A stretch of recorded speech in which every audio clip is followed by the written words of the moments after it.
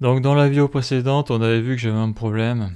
Le problème c'est que lorsque je crée la fiche utilisateur la première fois, j'ai ces traits rouges là qui s'affichent. Donc ça doit pas apparaître tant que je n'ai pas fait ça et après ça. Là on voit que le trait a disparu. Et là si je supprime ce qu'il y a dans l'input, je sors de l'input. Là c'est normal, c'est rouge et j'ai le petit warning. Donc déjà la première chose que je vais faire c'est m'occuper de lui là parce que lui n'est pas rouge alors que tous les autres sont rouges. Donc lui c'est le text area. Ça se passe où? Donc je descends, voilà. Donc ici j'ai une variable dans laquelle je vais mettre une classe. Et cette classe, je la choisis suivant si le state enter_name is valid. Donc là ici c'est enter_name is valid. Et valide ou pas. S'il est valide, je mets la classe normale. S'il n'est pas valide, je mets la classe normale avec la classe invalide pour le trait rouge tout autour de l'input pour dire qu'il y a un souci. Et donc pour faire la jonction avec le JSX, on voit que la classe ici, nameInputClasses est ici. Donc cette variable suivant les cas affichera soit cette classe là ou soit cette classe là. Donc on voit que le résultat c'est bon sauf pour ici, mais ici ce n'est pas un input, c'est un text area. Donc je vais voir du côté du text area. On voit que j'ai mis bioInputClasses, donc c'est bien ici, c'est ici, si enterBio is valid. Donc ça c'est le state, ça passe là-dedans, donc ok, donc quand c'est pas bon, donc là actuellement c'est pas bon, ça devrait afficher ça, ce qui est le cas, mais il faut que je regarde sur le fichier CSS car ça gère les inputs. Donc clic droit, donc je clique open to the side. Donc là je descends au niveau de invalid. Donc on voit que j'ai la classe invalid qui est ici et elle s'applique aux inputs. Donc là ce que je vais faire c'est un CTRL-C, CTRL-V et là je vais écrire text area. Donc la classe invalide sur l'élément text area et voilà ce que je veux. Une border de 5 pixels solide et rouge. Et là magique ça apparaît. Donc là je tape du texte, je sors, c'est bon. Je tape du texte, je sors, c'est bon.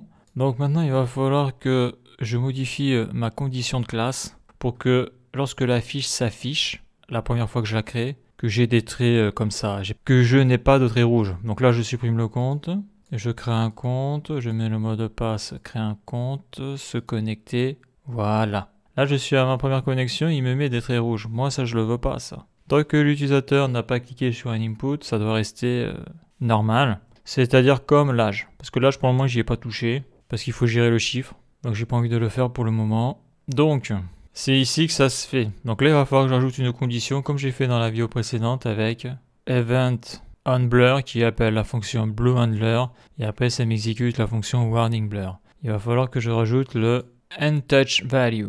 Donc je reviens ici. Je monte tout là-haut. Je vais au niveau des states. Donc moi j'ai besoin de savoir si endTouchName par exemple est à true ou à false. Donc je descends, voilà. Donc là je vais rajouter un paramètre dans la fonction, je vais l'appeler endTouchedValue. Donc là ce que je peux faire pour que ce soit plus lisible, je fais un console log. Dedans je vais mettre ça, CTRL-C, CTRL-V, majal flèche du bas, double quote, et je vais faire la même chose avec ce que je passerai en argument dans la fonction, console log, CTRL-V, majal flèche du bas, et là je mets les double quotes. Voilà, je mets une petite flèche comme ça, majal tf, ok. Donc quand cette fonction sera appelée, on verra si c'est true ou false dans la fonction grâce à ça. Donc, moi, qu'est-ce que je veux là? Je veux que si le nom est valide, donc si c'est à true, et si endTouchValue est à true, c'est-à-dire que la personne n'a jamais cliqué dans un input, alors cette classe-là s'affiche. Sinon, cette classe-là, ces deux classes-là s'affichent. Donc là, il faut que soit lui soit true, ou soit lui soit true. C'est au choix. Donc là, je ne vais pas faire une condition et, mais ou. Donc Alt-GR, touche 6 deux fois. Et lui, je le mets ici, là. CTRL-C, CTRL-V, et je mets tout ça entre parenthèses.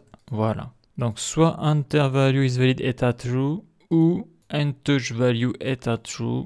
Donc, c'est un des deux est à true, alors tu m'affiches ça. Sinon, tu m'affiches ça. Donc, si je vais de l'autre côté, qu'est-ce que ça dit? Ça dit rien du tout. Ça n'a pas bougé. Pourquoi? Alors, j'actualise.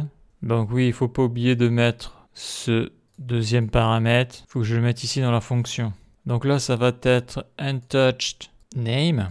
Donc je sélectionne, je mets comme ça. CTRL-C, CTRL-V. Donc je dois faire la même chose ici. Donc là, ça va être firstName. Donc là, je prends le state. CTRL-C, CTRL-V. Là, je fais la même chose avec untouched job, CTRL-C, CTRL-V, et untouched bio, CTRL-C, virgule, CTRL-V. Voilà, là, ça devrait marcher. Donc voilà les modifications que j'ai apportées au code. Donc si je vais de l'autre côté, donc je supprime le compte, hein, ça sera plus simple. Je crée un compte, je mets le mot de passe, crée un compte, je me connecte au compte. Voilà. Donc là, on voit qu'il n'y a plus de trait rouge. Et si je regarde les console logs, j'en ai un paquet. Hein. Et j'en ai un paquet. Alors, ce que je vais faire pour voir où ça commence, je crée une délimitation, là, comme ça. Et bien sûr, quand tout ça, ça sera bon, tous les console logs, je les supprimerai. Ok. Donc, qu'est-ce que l'on voit là? Donc là, on voit enter value is valid. Touch value, donc false, true, false, true. Donc ça, c'est les différents inputs, ça. Voilà. Donc, on voit que le bouton envoyer est grisé, ça ne marche pas. Si j'actualise, ça bouge pas. Je peux rien faire à part supprimer le compte. Ok. Donc là, si je rentre dans l'input, si je sors de l'input, voilà, il me dit que ce champ ne doit pas être vide. Si je fais ça ici, c'est la même chose. Ici, c'est la même chose. Ici, c'est la même chose. Donc tout fonctionne. Donc là, j'ai pas fait l'âge pour le moment parce que je sais pas comment le gérer. Donc je le prends pas en compte. Donc là, je mets du texte. Je remets du texte là aussi. On voit que ça disparaît. Je mets du texte.